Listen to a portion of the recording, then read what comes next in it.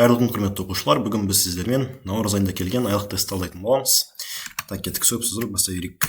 Бізде енді ең алғашқы сұрақ бета бөлшек түзіп және протактин 234 нуклеидін түзіп ыдырайтын белсенді изотоп. Енді біз оқушылар білеміз, что зат бета минус болып ыдыраған кезде оның массасы өзгермеу керек. Яғни мына жақта ол 234 болып тұрса, ол мына жақта да 234 сақтау керек. Сонда 234 болып тұрған ол жалғыз А деген вариант бар. Сол себепті осыны белгілейміз. Естеріңе сала кетейін, егер зат альфа ыдыраса, онда біз заттан гелийді түзу керекпіз. Там гелий 4-2.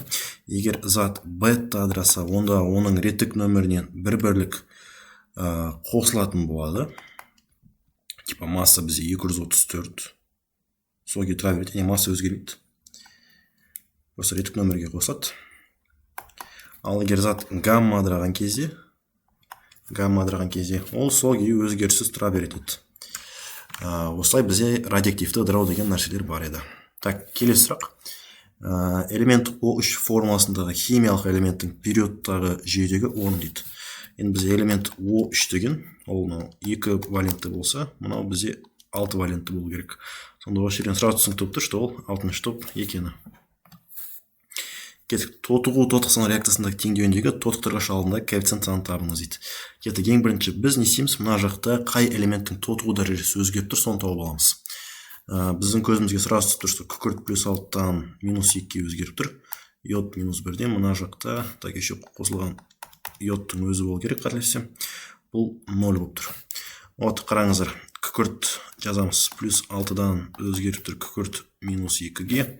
Сосын тағы йод минус 1-ден өзгеріп тұр йод 2 0-ге. Осын теңестіреміз, мынаның алдына 2. Так, 6-тан 2-ні алып тастаймыз, минус 2-ні точнее. Бізде мына жақта қазір плюс 8 электрон бот. Мына жерде 2-ні минус 1-ге көйтіп, минус 2. Минус 2-ні 0 тастаймыз, минус 2 электрон бот. 8 электрон, 2 электрон, ортаға 8, 8-8-ге өлеміз 1, 8-2-ге өлеміз 4. Сонда бұны деген сөз, йодтардың алдына 4 сөт деген сөз. Мына жаққа 4, мына жаққа бізде қазір сонда 8 болып кетеді. Мына 2 мен 4 көбейтіліп. Дальше өзің кеңесі дейді. Кетеген калий қанша, калий 8, мына жақта біреу ақ. Алдына сонда 4 қоямыз. Так, күкірттерге тиіспей дейді. Мұнда қараңыздар, бір күкірт бар, мұнда 4 күкірт бар. Мына жақта ол біреу ақ, сол себепті 5. И су тек 10. Мынаған тиісе алмаймыз, сол себепті 10-нан 2-ні алып тастайық 8. Ол 8 2-ге бөлсек 4 сөз екен. Вот осылай бізде қазір пайда теңесу керек. Енді қазір оттек санын сынайық. Егер оттек саны тең болса, значит біздің реакциямыз тең. Қараймыз, мына жақта бізде 5 көбейті 4, ол 20 оттек бар. Мына жақта 4 көбейті 4, 16, и тағы да 4 оттек бар. Оны 16-ға 4 қоссақ 20. Как раз 20 оттек екеуі тең. Енді бізде айтады, осы жердегі тотықтырғыштың алдындағы коэффициент тап дейді. Енді біз тотықтырғышты білеміз, оның тотығу дәрежесі бірінші төмендеу керек. Егер ол бізге сәл қиындау болып тұрса, оттегі ең көп болып тұрған молекуланы таба салсақ болады. Енді как раз байқасаңыздар, мына жақта оттегі 4-еу, мына жақта оттегі мүлдем жоқ. Сонда қайсы тотықтырғыш болып тұр? Әрине оттегі жоғары, ол бізде күкірт болып тұр сонда. Енді күкірттің алдында бізде 5 деген коэффициент бар, сол себепті А деген жауап дұрыс. Келесі, қысымды 3 есе арттырғанда тура реакцияның жылдамдығы қалай өзгереді дейді. Енді тура реакция деп тұрған бізде қазір В тура деп салып қоямыз. Бізде бұның құрамында СО бар, еще тағы оттек бар. Осылай біз бұларды жазып қояды. Егер естеріңізде болса, мына алдында концентрациялар бар, пока осылай жаза берейік. Енді айтады, СО-ның алдында 2 деген коэффициент бар, сол себептен яқта квадрат болады. Енді қысымды 3 есе арттырып жатырмыз. Сонда 3-тің квадраты көбейтілген 3. 3-тің квадраты 9, оны 3-ке көйтсек 27. Вот 27 есе. Енді 3 есе арттырса, ол 27 есе артады деген вариант болады. Қышқыл бөлінбейтін электрон жұбын қабылдайтын зат, яғни электрон акцепторы деп тұжырымдалатын қышқыл негіздік теория. Енді біз білеміз, что мына жақта электрон деген сөз қозғалған. Жалпы қышқыл негіздік теорияның 3 түрі бар. Бірінші Арениус, екіншісі Брэнстед-Лоури, үшіншісі Льюис. Енді от қараңыздар, олардың аттары бар. Арениусты электролиттік диссоциация теориясы деп атайды. Брэнсет Лориді протондық теория деп атайды. Ал мына Льюисті бізде электрондық теория деп атайды. Енді как раз бізде мына электрон деген сөз бар емес, біз жаңа қозғалып жатқан. Сол себепті бұл автомат бізде Льюис теориясы бола салады. Концентрлі азот қышқылмен реакцияда ең жараланатын металл. Ол бізде әрине алюминий. Өзі мына үш металл бар, ең жараланатын. Алюминий, хром, темір. Осы үшеуі ең жараланады. Ең жар деп жазып қойық. Және екі металл бар, мүлде әрекеттеспейтін. Ол алтын және платина. Бұйқа жазып қойыңыз. Әрекеттеспейді. Бұл бесеуін жатта болу керек. Кальций гидроксидмен бейтараптан реакцияны түсетін зат. Енді бейтараптану деген бізде қышқыл мен негіздің әрекеттесуі. Бейтарап деп жазып қойық. Қараңыздар, қышқыл және негіз әрекеттесу керек. Нәтижесінде тұз бен су пайда болады. Как раз енді кальций гидроксиді бұл негіз ғой. Негізбен сонда әрекеттесетін бізде қышқыл табу керек. Қышқыл бізде H2SO4. Так, давайте надо чуть растяжек. 8-ші сұрақ па. Так, мынаны кішірейтейік. 32. Нормально болды. Так, я осылай. Так, төртінші атопша элементтің нитраты мен натрий сульфиді арасындағы теңдеудегі толық және қысқартылған иондық теңдеудің коэффициенттері дейді. Так, енді біз төртінші атопша элементінің нитраты. Енді бұл нитрат болу үшін оның құрамында бізде не болу керек? Металл болу керек. Өйткені нитрат тек металдармен болады. Типа көміртек нитраты, крем нитраты деген секілді қосылыс бола алмайды. Енді металл алу керек. Біз кез келген металл алайық. Енді төртінші атопшасында ең көп таралған, ең көп айтылатын металл ол қорғасын. Сол себепті біз қорғасын нитратын алайық. Қорғасын нитраты ол әрине былай жазылады. Енді осы қорғасын нитратына натрий сульфидін қосу керек. Натрий 2С-ті. Нәтижесінде қорғасын сульфиді және натрий нитраты пайда болады. Теңестіреміз. Мына жаққа 2 қойсақ теңеседі екен. Енді бізге осының ішінде тұнбаны табу керек. Оказывается, біз қорғасын сульфид деген тұнба, оның түсі қара. Так, енді осын толық иондық теңдеуге ыдырату керек. Сонда мына жақта қорғасын катионы шығады. Нитрат анионы шығады. Натрий катионы шығады. Күкірт анионы, яғни сульфид анионы шығады. Мынау бізде қазір қорғасын сульфиді сол күйі тұрады, өйткені бұл тұнба. Және 2 натрий катионы, 2 NO3 анионы шығады. Сонда бізде жалпы мына жақта толық иондық теңдеуде так, 1, 2, так, 1, 3, 5, 6, 7, 10, 12. 12 шығып кетті ме? Басаң көрейік. 1, 3, 5, 6, 7, 9, 12. 11 екен ғой. 11 коэффициент. Енді 11 деген коэффициент тек А деген ғана вариантта бар. Осын береміз. Ал енді 3 деген коэффициент қай жерден шықты? Бізде енді бұл жақта қысқартылған иондық теңдеуінде сұрап тұр. Сол себепті оны табылайық. Салған яқта 2 NO3 пен 2 NO3 қысқарады, 2 натрий мен 2 натрий қысқарады. Бізде қорғасын қалып тұр мына жақта. Күкірт қалып тұр мына жерде. Еще мына жақта түзіліп тұр қорғасын сульфиді деген тұнба. Бұл жақта как раз қарасаңыздар 3 коэффициент. Общесінде 11 мен 3 деген коэффициент болып тұр. Келесі. Фосфор бес оксиді әрекеттесетін заттар қатары дейді. Енді фосфор бес оксидін жазбайық. P2O5. Байқасаңыздар, бұл қандай қасиет көрсетеді деген сұрақ туындайды. Бұл, оказывается, бізде қышқылдық қасиет көрсетеді екен. Қышқыл. Енді қышқылдық қасиет көрсететіндіктен бұл сумен және басқа негіздермен әрекеттесу керек. Мына жақта SO2 қышқылдық, сол себепті бұл жатпайды. Мына жақта кальций хлоридінде N2O5 деген қышқыл бар, сол себепті бұл да жатпайды. Мына жақта SO2, H2O2 деген сілдер заттармен әрекет етеді. Соның дұрыс жауабы мынау Д деген жауап. Келесі. Натрий пероксидіндегі оттектің тотығу дәрежесі қанша дейді. Кеткізайық. Натрий пероксид деген натрий 2O2. Бізде бұл жақта натрий плюс 1 болса, оттек минус 1-ді құрайды екен. Мына. Так, 7-ші атопша элементтерін табыңыз дейді. 7-ші атопша элементтер фтор, хлор. Менделеевтен табу өте оңай. Так, платина. Так, диамин хлоридіндегі кешен түзу үшін координациялық саны қаншаға тең дейді. Енді бұл жерде кешен түзуші деген зат мынау платина, мынау амин деген топ, яғни аммиак ол бізде лиганд болып табылады. Тағы да хлор деген бізде тоже лиганд болып тұр. Сонда лиганды қанша бұл жақта 2. Енді бізде аммиак деген 2 лиганда бар, хлор деген 2 лиганда бар. 2 лигандалар қосылып 4 лиганданы беріп тұр екен. Этилен молекуласындағы сигма және пи байланысы. Этилен деген бізде мынау. 1 сигма, 2 сигма, 3 сигма, 4 сигма, 5 сигма. 5 сигма және 1 пи байланысы. Так, фенол азот қышқылымен әрекеттескенде сары түсті қопарылғыш зат түзетін зат. Пикрин қышқылы, капролактам, глицерин деген секілді заттар беріліп тұр. Енді бұл жерде фенол деген ол мынау.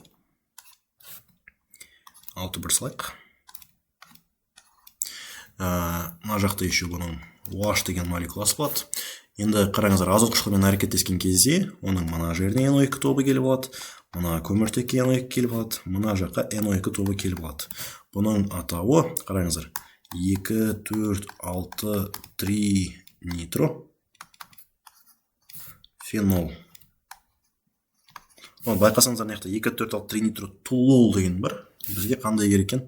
Фенол да байқалатын керек екен. Сол себепті мына В вариантын жатқыза алмаймыз. Енді қыздар жігіттер от қараңыздар, бізде осы мынау 2, 4, 6, 3 нитро фенолдың басқаша аты бар.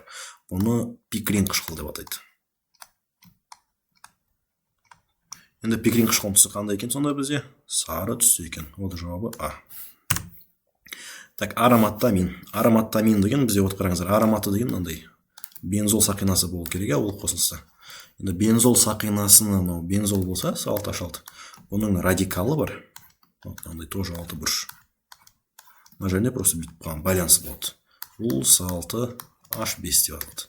Мынау бензол болса, мынау фенил деп аталады. Енді фенил деген тобы бар қосылыс көріп тұрмыз, ол мына деген вариант. Көк сағызды электроқшаулағыш эбонит алу үшін қосатын элементті табыңыз дейді. Енді көк сағыздан бізде резеңке алуға болады, вулканизация процесі. Енді вулканизация процесінде ең негізі қосатын элемент ол бізде әрине күкірт. Температураны 50 градусқа көтергенде химиялық реакцияның жылдамдығы 32 есе артты. Реакцияның температуралық коэффициентін табыңыз дейді. Кеттік, Ван Гог бойынша шығарылатын есеп енді бұл. Ван Гоговтың формуласын саламыз. Дельта В тең гамма Т2 минус Т1 бөлінген 10. Мынау бізде Ван Гоговтың формуласы. Енді бізге осы Ван Гоговтан температуралық коэффициент яғни гамманы табу керек. Енді айтады, жылдамдық 32 есе, яғни В 32-ке тең болады екен. Гамма бізде белгісіз. Енді температураны 50 градусқа арттырып тұр. Типа 20 градус еді, 70 градус болып кетті деген секілді. 50 градус артты деп жазып қойған екен.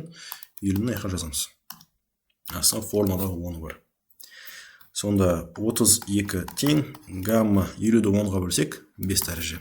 Енді біз ойлану керекпіз бұл жерде. Мына варианттардың қайсының 5 дәрежесі 32-ке тең болады. Енді бұл әрине 2 деген сандікі, яғни 2-ның 5 дәрежесі 32-ке тең. Сол себепті гамма бізде 2-ге тең болады. Енді бұл жақта 2 деген вариант көрдіміз, 2,0 деп беріліп тұр екен. Так, массасы 40 грамм мыс пен алюминий қоспасын концентрлі азот қышқылымен өңдеген кезде 896 дециметр куб газ бөлінді. Қоспа құрамындағы алюминийдің массалық үлесі қандай дейді? Бізде мыс пен алюминий бар, купрум и алюминий. Осыған қосамыз азот қышқылы HNO3. Қандай концентрлісі? К деп жазып қойсақ. Қосамыз HNO3 концентрлі. Енді мыс қосқан кезде бізде әрине концентрлімен реакция жүреді. Мыс нитраты, еще тағы да NO2 және су деген нәрсе бөлініп тұр. Ал мына концентрлі мен алюминий бізде ені жарылады, сол себепті реакция жүрмейді. Сызып тастаймыз. Енді бірінші реакцияны теңестіру керек. Мына жаққа NO2 қоямыз, мына жаққа 4 қоямыз, мына 2 қоямыз. Соны реакциямыз теңеседі. Енді қараңыздар, бізде 896 литр газ бөлінді дейді. Газ деген NO2. Түсі қандай деп сұрауы мүмкін. Қоңыр түсті деп жауап береміз. Үстіне жазамыз 896 дециметр куб, енді ол литр ғой бізде басқаша. Литр болғаннан кейін заттың астына біз 22-де 4 деген санды қою керекпіз. Алдында 2-сі бар. Сол себепті біз бұнда 22-де 4 емес, 44-де 8-ді қоямыз. Біз енді мына мыс пен алюминийдің жалпы массасы 40 грамм екен да. Біз мынау газ арқылы қазір қай металлды таба аламыз? Мыс ма әлі алюминийді ма? Әрине біз мысты таба аламыз. Сол себепті мыстың үстіне X деп жазып қоямыз. Астына MR 64. Енді осы жақтан x табу керек. 64 8 96 44 8-ге бөлейік. 0,2 моль мынау. 0,2-ні 64-ге бөлсек 12-8 болады. 40 граммның 12-де 8-і бізде қазір мыс болса, қалғаны ол бізде алюминийтікі болу керек деген сөз. Сонда 40-тан 12-де 8-і алып тастаймыз. Ол бізде қазір қанша? Так, 27-де 2 грамм ба? Енді осы 27-де 2-ні массалық үлесін табу керек қой. Сонда омега алюминий деп жазамыз. Дальше 27-де 2 бөлінген 40 көбейту 100%. Так, енді бұны табу үшін маған калькулятор керек. Давайте калькулятор жазайық. Енді алдын сұрақтар бұны ұмытып кетпейміз біз алдындағыдай. 27-де 2-ні бөлеміз 40-қа, көтеміз 100-ге. Бұл кезде 68 деген сан шығады екен. Аны жүрейік сразу. Кескіне қарадамыз. 68%. Вот, С. Если что, белек көтсеңіздер болады комментарияға. Вот, ұмытып кеттіңіз ағай деген сияқты. Кеткі 19. 10% олеум алу үшін 100 грамм 92-де 8% күкірт қышқылы ерітіндісіне қосатын күкірт алтоксидінің массасы қандай дейді. Кеткен бұл шығарттасақ, бізде ең бірінші олеум алу үшін күкірт қышқылы ерітіндісіне қосатын алтоксид дейді. Сонда бізде 3 стакан бар. Кез келген олеумды біз стаканмен шығарамыз. Олеум алу дейді. Значит, бізде стрелкадан кейін олеум болады. H2SO4 және SO3. 10%-ық деген екен, мынау 10% болады деген сөз. Значит, H2SO4 90% болады деп сразу жазбамыз. Енді бұны алу үшін 100 грамм 92-де 8% күкірт қышқылы ерітіндісі дейді. Сонда мына бірінші стаканда күкірт қышқылы ерітіндісі бар. H2SO4, HECO. Бұның массасы 100 грамм. 92-де 8% күкірт қышқылы дейді. Енді біз білеміз, что 100 грамм болғаннан кейін 92-де 8% ол 92-де 8 грамм боласады. Ал сонда қалғаны 7-де 2-сі ол суды беріп тұр екен. Сонда енді бұны алу үшін бізге күкірт алтоксидін қосайды. Мынау SO3. Осыны таптып тұр ол бізге сонда. Так, бұны табу үшін істейміз. Біз қай заты жоқ болып кетті, соны табу керекпіз. Байқасаңыздар бізде H2SO4, HECO, SO3 бар еді. Өнімде H2SO4, SO3 қана қалды. Яғни бір зат жоқ болып кетті. Ол әрине бізде су. Соны жазайық. H2O қосу SO3 шықты H2SO4 деп. HECO массасы 7-дегі ғой. Мұны жазамыз. H2SO4-ге X қойып, астына MR қоямыз. О жақтан X табу керек. Так, бұл жақта қателеспесем 98-ді 0,4-ге көтеміз ба? 39-за 2 ау деймін. Так, көйтіп көрейік. 7-де 2 көйтіп 98 бөлу 18. Я 39-за 2 екен. Аны өшіре салайық сразу. 39-за 2. Так, ең басында от қараңыздар. Бізде 92-де 8 грамм H2SO4 болған. Тағы да 39-за 2 грамм H2SO4 түзілген. Сонда бізде қанша H2SO4 бар деген сөз. Екеуін не істеу керек? Қосу керек. 92-де 8 қосу 39-да 2. Так, бұл жақта бізде қанша болады? Айтығазар тұш. Мен зәкен алмай. 92-де 8 қосу 39-да 2. 132 деген сан. Тағы да өшірсек, екен бізге қабыл қойып болыңыз 132. Енді мұна 132 деген сан, мұна үшінші стакандағы H2SO4. Ол жақта қанша пайыз H2SO4 бар еді? Бізде әрине мұны 90% H2SO4 бар еді. Сол себепті мұна 132-ні 90 деп аламыз. 100 қанша болады деп есептеп аламыз. Қайттан калькулятор керек. 132 көйту 100 бөлу 90. Ол бізде 146 алып жеті екен. Мына өшірсек. Ұмытып кетпейік алдында шәмінді болып. 146-да 67. Бұл қазір не таптым мен қазір? Мен 100% ерітінді таптым. 100% ерітінді деген олеум ғой үшін. Бұның массасы 146-да 67. Сауыныз. Так, бізде ең басында 100 грамм бар еді. 146-да 67 болып кетті. Сонда қанша грамм SO3 қосты деген сөз? Отына 146 болып кетті. Бізде әрине 46-да 67 грамм қосы деген сөз. Бұл жақта дұрыс жауабы, міне А жауабы. Келесі. А сұзының балқымасының электролиз арқылы 80% шығыммен 55-2 килограмм натриалға қажетті ас тұзының массасы дейді. Онда ас тұзынан натриал жатыр екен. Ас тұз деген бізде натрий хлориді, бұдан натрий және хлор осылай шығады. Теңестіріп аламыз. Енді біз айтады 55-2 килограмм натриал керек. Мұна 55-2 килограмм. Килограмм болған екен заттың астына MR түсу керек. Натрийдің нөмірі 46 бұл жерде. Натрий хлорин X, бұның нөмірі қанша? 117 ма? Ол жақтан X табу керек. Кеттік, калькулятор. Тең, так, 117 көбейту 5-те 2 бөлінген 46. Бұл 140-та 4 дейді бізде. 140-та 4 килограмм. Енді бұл, қараңыздар, қанша пайыз шығыммен шыққан екен газ? 80% шығыммен шыққан. Енді біз білеміз, что типа зат шығыммен шығатын болса, вот егер ол өнімде тұрса, X біздің тауып жатқан затымыз, X өнімде тұрса, біз шығымға көбейту керекпіз. Ал егер реагентте тұрса, X біздің тауып жатқан, онда ол итак шығыммен шығып қойғанда, біз наоборот 100%-ын табу керекпіз. Яғни мынау шыққан затты 80% деп аламыз, ал мынау жаңа табу керек затты 100 деп аламыз. Яғни 140-та 4 ол 80% шығыммен алынған, ал 100% ол қанша болады деп осылай пропорция құрып аламыз. Осы жерден бізге қазір X-ті табу керек. Кеттік, калькулятор табу қылайық. 140-та 4 көбейту 100 бөлу 80. Ол бізде 175-те 5 деген, яғни А жауабын беріп тұр екен. Мынау 175-те 5 килограмм. Міне А жауабы. Келесі, қоспадағы неонның көлемділігі 25%, ал сұйықтың көлемділігі 75% болса, қоспадағы әр газдың массалық үлесі қанша дейді. Енді вот қараңыздар, бізде көлемдік үлес деген нәрсе бар екен. Айтады, неон ол 25, яғни 25%, ал сутек ол бізде 75%, яғни былай жазып қойық. Енді бұл нені білдіреді? Мысалға 20 литр бізде заттардың қоспасы болса, оның 25%, яғни 5 литрі бізде неоннан тұрады деген сөз, ал қалған 15 литрі бізде сутектен тұрады деген сөз. Енді бізде көлемдік үлес деген нәрсе бір қызығы, ол бізде мынау неге тең болады екен? Мольдарына тең болады. Яғни көлемдік үлес, мольдік үлес екеуі негізі по сути бір нәрсе. Қалыпты жағдайда әрине. Бізде мына жақта енді біз бит жазасақ болады, 25% өзіміз ойдан былай 0,25 деп жазасақ болады, ал 75% 0,75 деп жазасақ болады. Яғни типа общий мына екеуі 1 литр деген секілді общий. Болмаса 1 моль деп. Вот сонда осындай заттар бар екен. Енді бұл 0,25, 0,75 деген заттар моль ғой бізде. Бұлар моль болғаннан кейін бұларды не істей аламын? Массаға айналдыра аламын. Яғни массалық үлес сұрап тұр, сол себепті массаға айналдыру керек. Массаға айналдыру үшін мен бұларды мрлеріне көбейтемін. Неонның мрі 20. Сонда мынаны 20-ға көбейтіп жіберсем, менде қазір 5 шығады. Мына заттың мрі бізде 2. Егер мен бұны көбейтіп жіберсем, менде қазір қанша? 1,5 шығады ма? Егер екеуін қосып жіберсек, бізде 6,5 грамм шығады екен. Енді осы 6,5 грамм деген бізде 100%.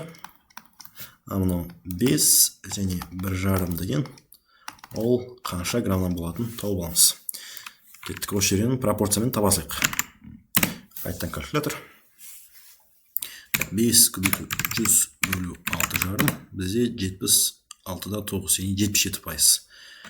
1,5 көбейту 100 бөлу 6,5. 23. Сонда 77, 23 ғой. Мынау 77, мынау 23%. Вот, да жауабы. Келесі. Егер 6 грамм темірдің көміртекпен құймасын тұз қышқылының массалық үлесі 18-де 25% болатын, тығыздығы осынша дейді. Өңдегенде 2-де 24 литр, 2-де 24 дециметр куб қалтырғыда газ бөлінсе, реакцияға түскен тұз қышқылының ерітіндісінің көлемі және темірдің массалық үлесі. Яғни екі нәрсе сұрап тұр. Тұз қышқылының көлемін сұрап тұр, и темірдің массалық үлесін сұрап тұр. Бізге ең басында түсіну керек, что заттың құрамында темір, еще көміртек бар екен. Осы заттарға тұз қышқылын қосып жатыр, ашқылыр. Біз білеміз, что темір әрекет етеді, ол кезде темір хлориді және сутегі бөлінеді, ал мына жақта көміртекпен реакция жүрмейді просто, осылай қалады. Реакцияны теңестіреміз, былай 2 қоямыз. Так, осылай. И енді айтады, осы жақта 2-де 24 дециметр куб газ бөлінеді дейді. Газ деген сутек емес па? Мынау 2-де 24 литр. Астына 22-де 4.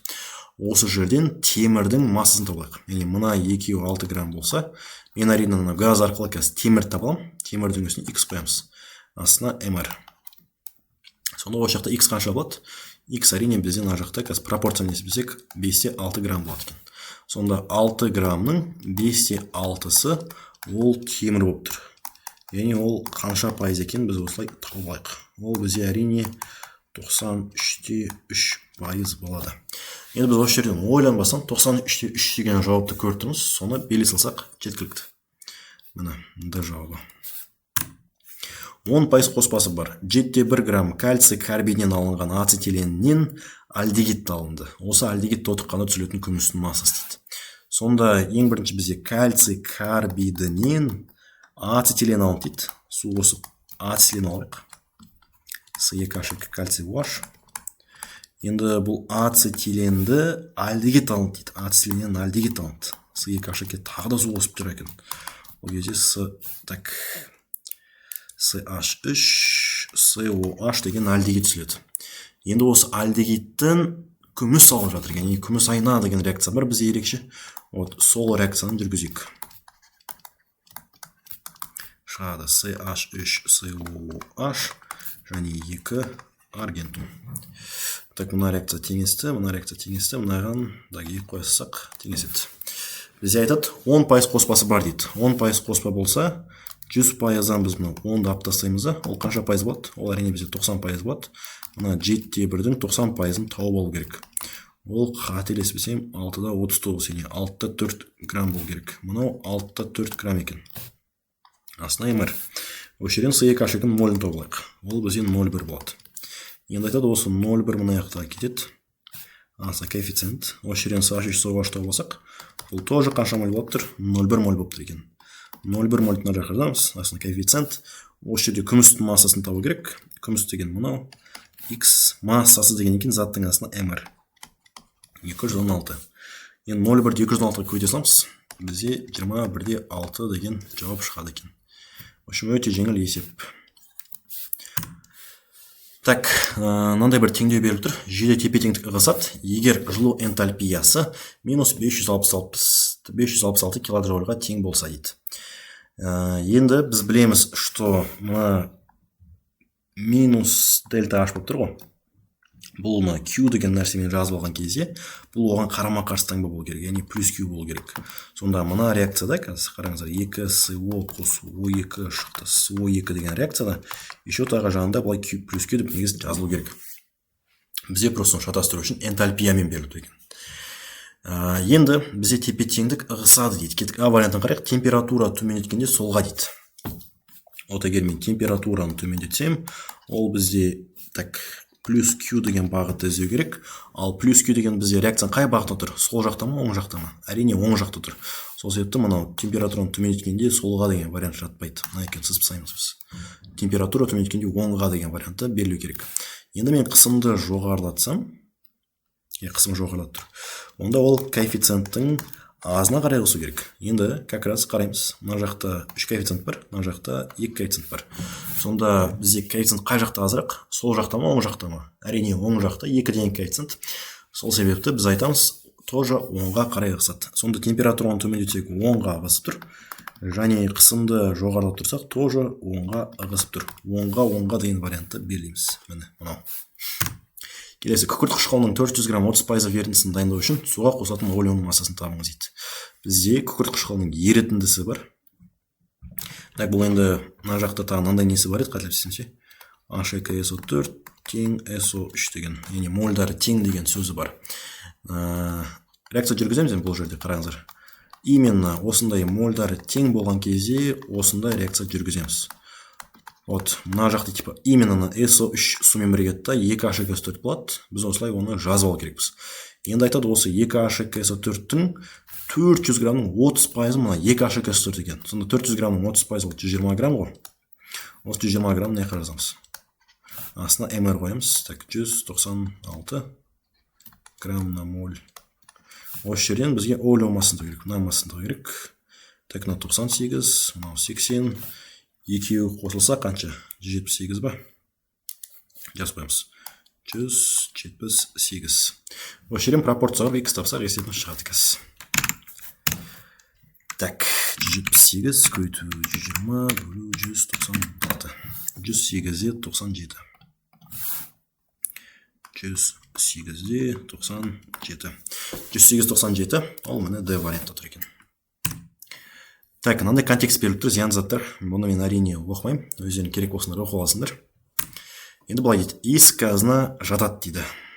Иіс газы деген ол бізде СО деген бізде тұз түзбейтін оксид.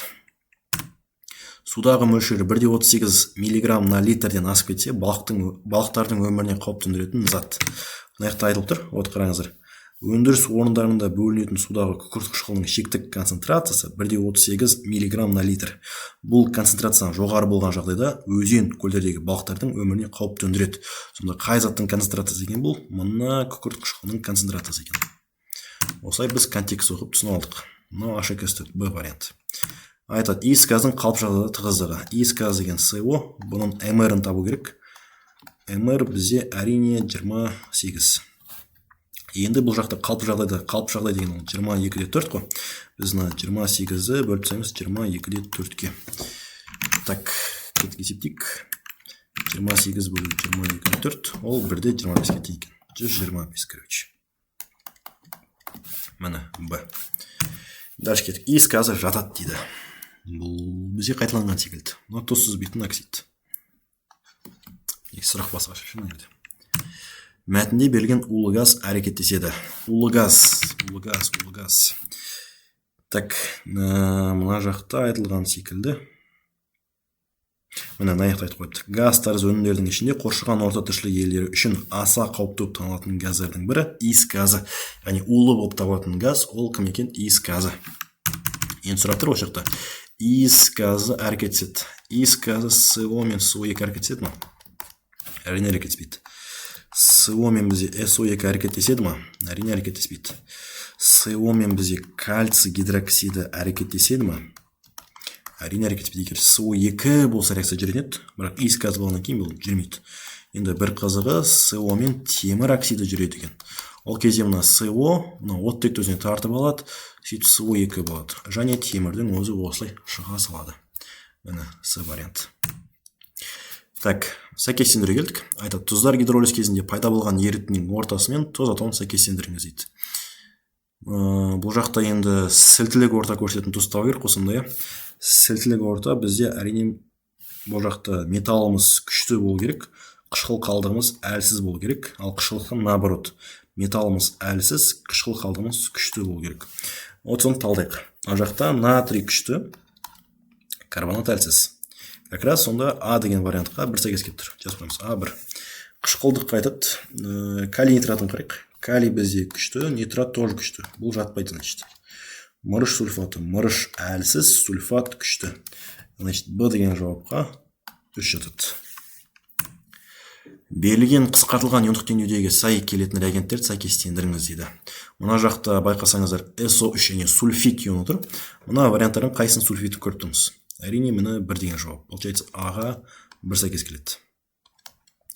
Енді мына жақта темірді көріп тұрмыз, эквивалентті. Мына жақта темір эквивалент болып тұр. Бірақ мына темір эквивалентті ион болып тұр. Ал мына жақта байқасаңыздар, біреу оксид болып тұр, біреу тұз болып тұр. Қараңыздар, оксидтер бізде иондарға ыдырамайтын еді. Сол себепті бұны біз жазып отыруымыз қазір бессмысленно. Бізге сонда жалғыз сәйкес келетін бізде мына сульфат қой. Астын тұрған. Вот, Б бізде сонда сәйкес келеді 4-ке. Так, мына жауаптар беріп қойған ба. Мына заттардың өз әрекеттесу реакция түрлерін сәйкестендіріңіз дейді. Мына жақта сутек қосылып тұр. Сутек ол гидрлеу, міне А4. Ал мына заттардың әрекеттесу, вот қараңыздар, мына сутек пен OH деген нәрсе кетеді да бізге қазір. Сөйтіп бізде эфирлену, яғни этерификация реакциясы жүреді. Сол себепті бұға бізде 2 сәйкес келеді. Так, X, Y заттары және олардың атауларын сәйкестендіріңіз дейді. Мына жақта метанды X атын алып тұр, X-ан бензол алып тұр. Енді метаннан алынатын, и ол заттан бензол алынатын бір ғана зат бар. Бұл әрине ацетилен. Яғни метанды 1500 градусқа қадырсам ацетилен бөлінеді. Вот как раз жалғыз ацетилен вариант 2 деген ғана вариант бар екен. А2 сонда. Так, кальций карбинен С2H2 алып тұр. Бұл С2H2-ден X, Y. И дальше бізде сірке қышқылына қатысаттарды алып жатыр екен. Так, енді бұл жерде мына С2H2-ден мынандай 2 көміртегі бар. Металл бар еще тұз алу үшін бұл сірке қышқылын алу керек болса. Мынау яғни сірке қышқылды. Y зат ше. Ал бұл сірке қышқылын мынау алу үшін, яғни мынау ацетилен алу үшін бұл альдегид болу керек. Яғни бір оттекке кен версиясы. Сонда қараңыздар, альдегид и қышқыл деген варианты бар, 3 деген варианты көріп тұрмын мен. B3. Басқа ешқандай вариант логикаға сәйкес келмейді. 35. Реакцияға түскен реагенттер өнімдері сәйкестендіріңіз. Как раз мына жақта дұрыс жауаптар беріліп тұр. 4-2 деп. Мына жақта сутек пен OH екеуі бірге кетті, су түзіледі. Мынаның аты метил, мынау формият болады. Метил формият А4. 140 градустан жоғары қыздырған кезде, естеріңізде болса, бізде алкен түзіледі. Алкен деген вариант бізде 2 деген вариантта тұр. Как раз B2. Так, магнит квант саны М дейді. Сразу көрдім, что мына магнит деген сөз бар, осы дұрыс жауап болады. Сосын бұл еще иерархияда, вот қараңыздар, бірінші бас квант саны тұрады, потом орбиталь квант саны тұрады, мынау кішкентаймен жазылады, қателеспесем. Еще магнит квант саны, потом спин квант саны. Мынау бізде қазір иерархия, мынандай үш бұрышта тұрады, негізі. Яғни ең басында тұратын бізде бас квант саны, оның астында орбиталь квант саны, содан кейін магнит квант саны, сосын спин квант саны. Сонда бізде қазір магнит квант саны сұрап тұр ғой. Бұл кімге бағыну керек? Орбиталь квант санына бағыну керек. Вот мына жақта біз көрдік, что орбиталь квант санына тәуелді деген вариант бар. Вот осы екі вариант болады. Так, натрий-сульфидінің ерітіндісінің мольдік концентрациясы осынша. Диссоциациялық дәрежесі 0,9-ға тең болса, ерітіндідегі иондардың концентрациясы. Так, ең бірінші біз қанша ион диссоциацияланатынын табайық. Ол үшін біз 0,4 пен 0,9-ы көбейтіп керекпіз. Бізде 0,9 шығады. Енді айтады, осы затты диссоциациялағанда не түзіледі дейді. Так, точно осындай ма? Я осылай. Бізде енді натрий сульфаты деген зат бар. Натрий 2SO4. Бұл диссоциацияланса 2 натрий және SO4 деген иондар шығады. Катион, анион. Мынау қазір 0,09, 0,1, 0,2, 0,1. Сонда мынау 2 есе көп, одан 0,18, мынау одан азырақ. Бұл уже 0,09. Мына жақта негізі 1,0 артық сияқты ма, или кем секілді ма, сәл түсініксіз болып тұр. Сол себепті біз пока сәйкес келетін вариантпен бере салайық. Мынау С деген вариант, и Д деген вариант. Негізі тағы бір нөлдер болатын секілді. Или мен қате жазған секілді. В общем, С Д варианттары ғой негізі. Так, пентанның изомерімен сәйкес келетін құрылымдық формулалары. Енді пентан деген бізде 5 көміртектен тұратын қосылыс еді. Мына жақтан 5 көміртектен тұратын қосылыс табылайық. Кеттік, мынаны қарайық. 1 көміртек, 2 көміртек, 3 көміртек, мына жақта 2 еселенген 4 көміртек, 5 еще 6 болып кетті. Жатпайды, бізге 5 болу керек. 1 көміртек, 2 көміртек, мына жақта 2 еселенген дейді, сол себепті 3 пен 4 и 5. Как раз осы сәйкес келіп тұрген. Так, диметил пропан. Метил деген біреу. Диметил деген, значит, екеу деген сөз, пропан. Ол тоже тұр. Диметил бутан. Бұл жатпайды уже. Так, мына жақта дальше басқа ешқай жатпайтын секілді.